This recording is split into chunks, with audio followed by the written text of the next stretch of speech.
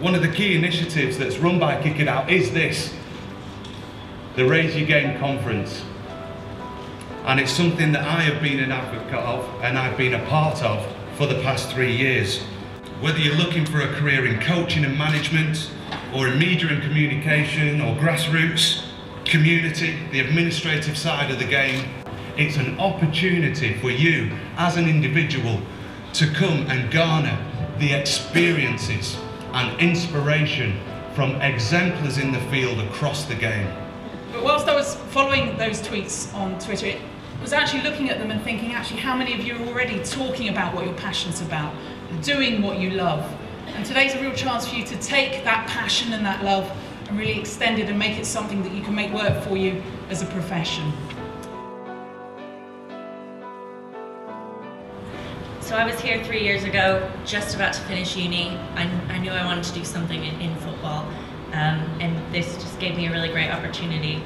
And I would just say to everyone, don't be afraid to kind of really seize the day and speak to everyone that you can, because this is really a once a year, maybe once in a lifetime chance to speak to those who you wouldn't normally come into contact to. Every Saturday and Sunday travelling up to Salford from London, whilst Monday to Friday doing my recruitment job. And last year I decided to kind of quit my recruitment job, take the risk, move up to Manchester and see if I could make it into the BBC 6 months later. I got a permanent position working as a broadcast assistant. My advice would be to just back yourself. If you really want to do something and you believe that you can do something, then just go for it. Well, I was here at the Kick It Out conference last year, met Troy. Ever since then we've been in contact with regards to what Kick It Out have been doing, what opportunities there are for me, and one of which was a working placement program that they've started, which I am on now and involved with the FA Quality Group here at Wembley. This is a rare opportunity for people to meet experts and people who are experienced in their fields, such as journalism, coaching, administration, PR. Wonderful opportunity given by Kick It Out. So it's not just about the day, it's about what you do afterwards. It's all well and good networking and meeting people, but it's the impact that then you then take away from it and do it in your own career, in your own coaching career or your football career, whatever you want to do. Just make sure that it makes an impact in the game. Because at some stage we've all needed help, and we all will need help. It's a network of people. Coaching and being involved in a game, it's life-changing, and sometimes it's not even about football. Being here today means that I at least contribute. I think it's huge to get advice from people who've been there and done it, and obviously to make as many contacts as you can, because football is a small world, and the more contacts you've got, the more chance you've got of going further in your career.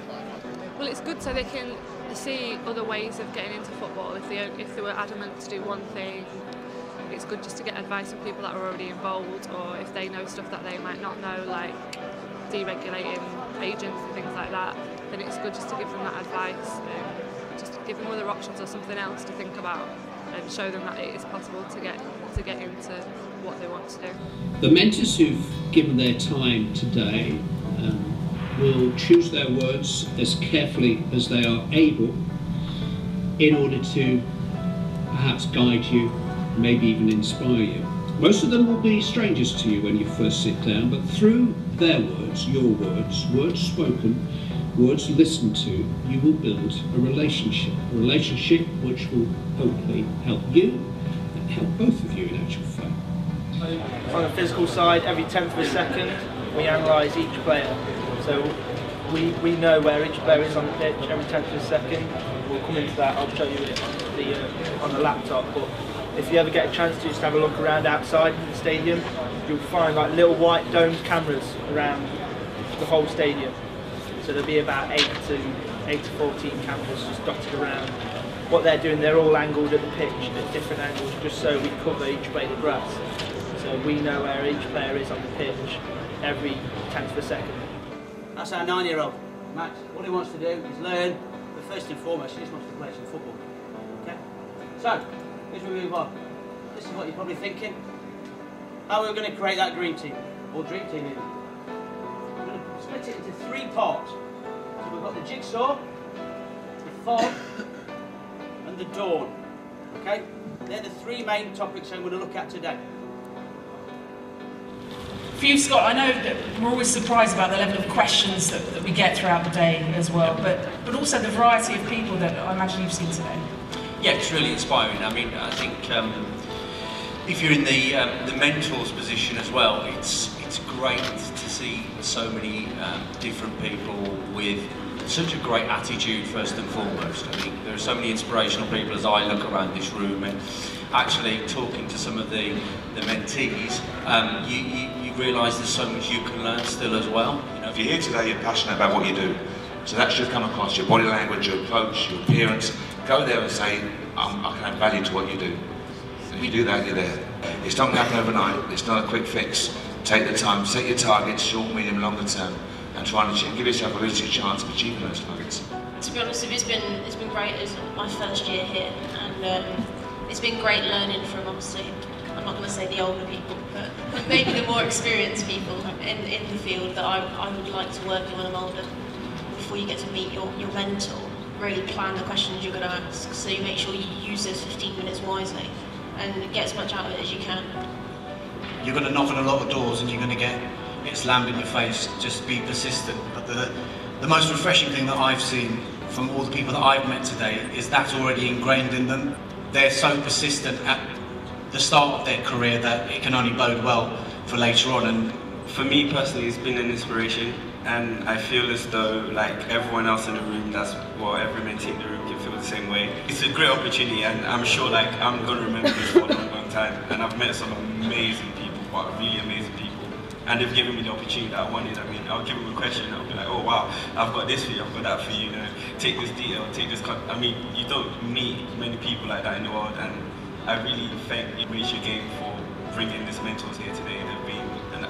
They've been brilliant. My first task is to thank you all for being here, because it's fantastic to see so many people who are enthusiastic about football, who want to work in football, and more importantly, older people who've given up their time to come here and share their life experiences with the young people who are here today. The enthusiasm of the room, not picking out individuals, but the enthusiasm on the room has been immense. Helping people's journeys, pathways, putting them in touch with the right people really, really pleases me. The knowledge, the experience, the expertise that was in the room today, we've got a great future. So no matter what field you're in, the experience and the people that have been here today, utilise that information for your own good.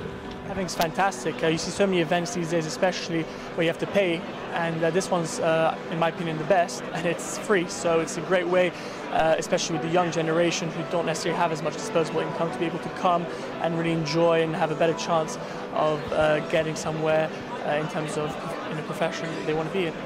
Since coming last year, I've got my level 2 in coaching, my youth module 1, my coaching disabled footballers. I'm now booked onto my youth module 2. After talking to Trevor Hutton, it gave me the confidence to go and start under 6 sort of development team, so before they actually start playing competitive matches.